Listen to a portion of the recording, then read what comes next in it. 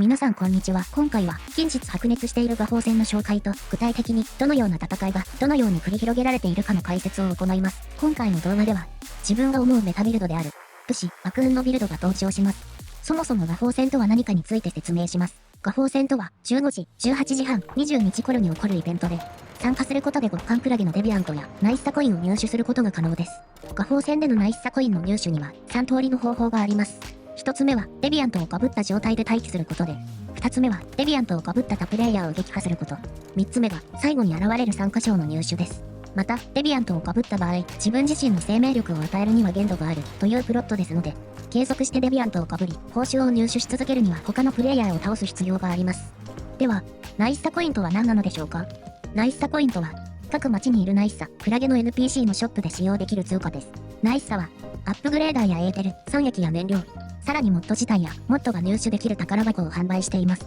常時販売されているナイッサの宝箱を使用すると、確率でランダムなモッドやその他の物資、酸液やタンク詰め上質燃料などが入手可能です。ところで、逆位戦争などの PVP サーバーでは、抵抗属性のついたモッドが入手できるモッド箱がナイッサのショップで限定販売されています。これを購入するには、一度 PVP サーバーに入る必要があります。自分が画法戦に参加しているのもこの抵抗属性の宝箱を購入するためです。もちろん、白銀の荒野シナリオにいる間、抵抗属性モッドの宝箱は購入できませんが、ナイッサコインはモッドなどと同じくサーバーを変えても所持したままになります。つまり、画法戦で入手できるナイッサコインは、限定モッドの購入や、その他の物資の購入にいつでも使用できる通貨というわけです。なぜ近日画法戦が過酷になっているのか。それは、多くの人が参戦するようになったり、モッドを強化し、戦術を磨いて参加する人が増えたからだと思います。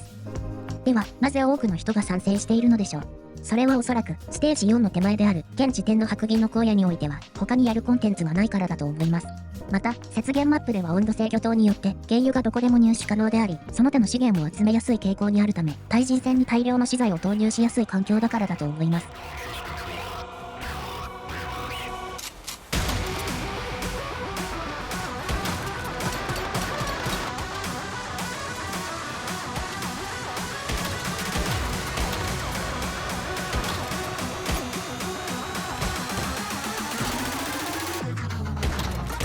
自分が使っている防具と、その星強化の状況について説明します。武器は、ご存知の通り、スポットオンとブルーフレームを使用した、中期ダメージと弱点ダメージのステータスに特化したビルドです。防具には、PVP 用である、セイビアーセット4つと、弱点ビルドの要である、ベテランハンター革靴、それと、体力の上がる重装防具1つを使用しています。ここで、ダメージ軽減についての話をしたいと思います。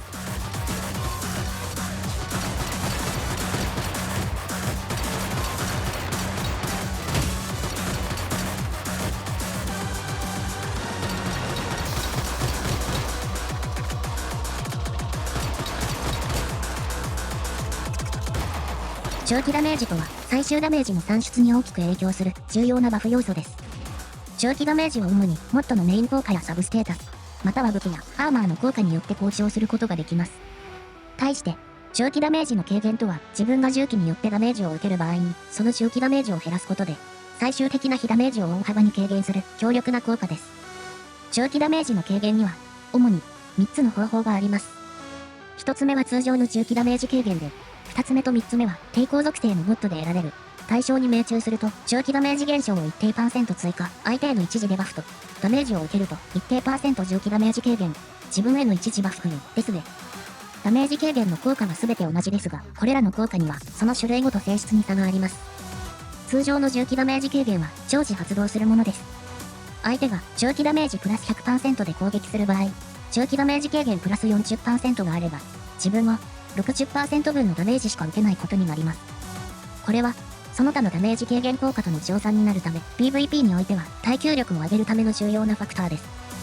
2つ目の長期ダメージ減少の追加は、命中後2秒と効果時間は短いですが、効果量は多く、また発動にクールダウンがありません。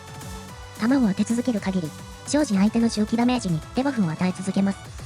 3つ目のダメージを受けるとダメージ軽減付与は、効果時間は3秒と若干長いですが、発動にクールダウンがあり、また、効果量はやや少なめです。具体的には、1レアリティごとに上記のように効果量が変化します。それでは、現在行われている実際の画法戦の映像をお見せしましょう。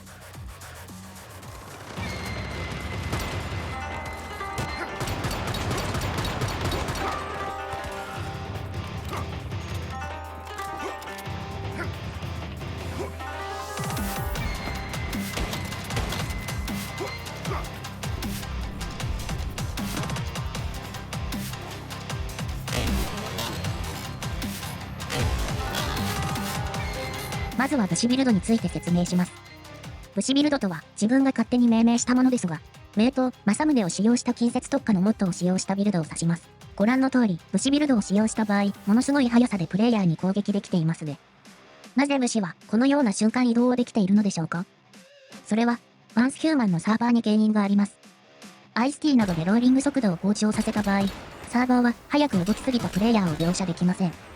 これがプレイヤーが瞬間移動しているように見える原因ですね。また、名刀、政宗の低攻撃で起こるプレイヤーへの追跡と、ジャンプによるモーションキャンセルが連続攻撃を引き起こしています。まずはモッド面での対策です。自分は、近接を主とする武士対策用と射撃手対策用のモッド構成を2種類使い分けています。武士対策用の場合は、中期ダメージ軽減が効かないため、火力や体力が増えるモッドや近接ダメージを受けた時のダメージ低下のモッドを使用しています。射撃手対策用のモッドは、中期による非ダメージを常時軽減するサブステータスのついたモッドや、PVP サーバーのナイスさからのみ購入可能な抵抗属性のついたモッドを使用しています。抵抗属性のついたモッドは、被弾時や自分が攻撃時に相手の周期ダメージを下げることができるので、相手の火力を大幅に減らすことができます。次にアイテム面での対策です。タレットとドローンは、常に対人戦で有効ですが、狙いの定まらない武士アイテムは、特に効果的であるように感じます。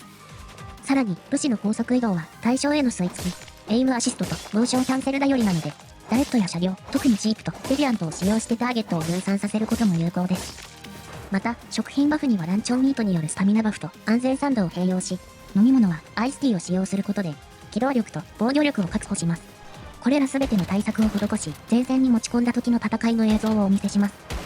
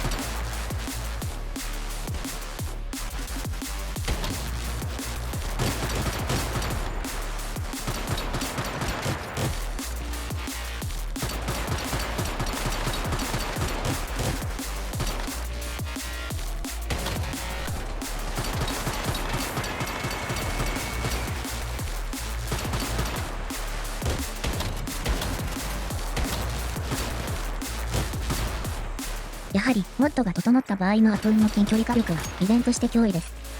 映像に登場したプレイヤーの立ち回りのうまさが特に影響していますが、悪運宣告の近距離火力の高さと、アイスティーによるローリング強化、画法線のマップの狭さなどが、その強さに拍車をかけていると思います。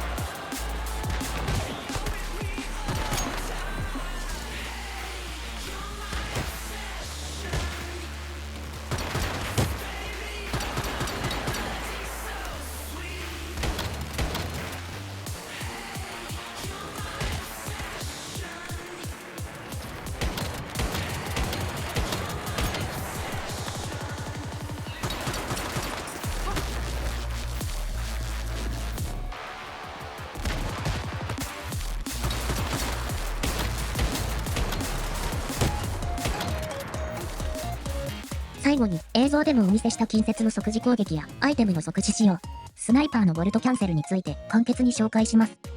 近接の即時攻撃は武器を抱えた状態で近接攻撃キーを押すことで発生します。近接攻撃キーは操作設定から確認できます。近接攻撃キーを短く1回押すと武器を持った状態から軽攻撃が発生し、長押しをすると重攻撃が発生します。また、スプリント状態に移行した後に短く1回押した場合は追突攻撃が発生します。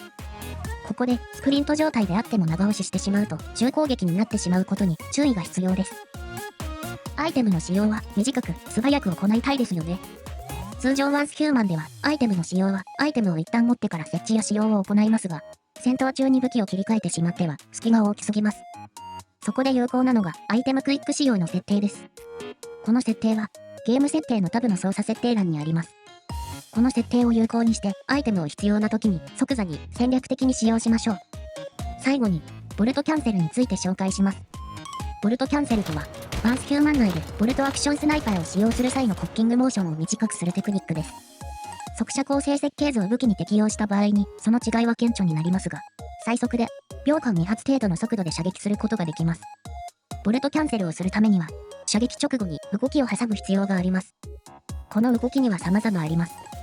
一番簡単なのは片打ち状態で射撃後に片打ち状態を解除し、直後にまた片打ちに戻る方法です。これは最も安定しますが、遠距離での精度は片打ちなのであまり期待できません。次にスコープを覗きながらボルトキャンセルをする方法です。スコープを覗きながらボルトキャンセルをするには2つの方法があり、射撃後左右に小刻みに移動するか、しゃがみ状態と立ち状態をタイミングよく切り替える方法があります。また、一方向に動きながら片打ち状態を切り替えるとより安定してボルトキャンセルが起こる場合があります。しかし、こちらは動きが単純になるので、ボス戦などで十分なスペースがある場合などに使用状況が限定されます。今回の動画はここまでです。ご視聴ありがとうございました。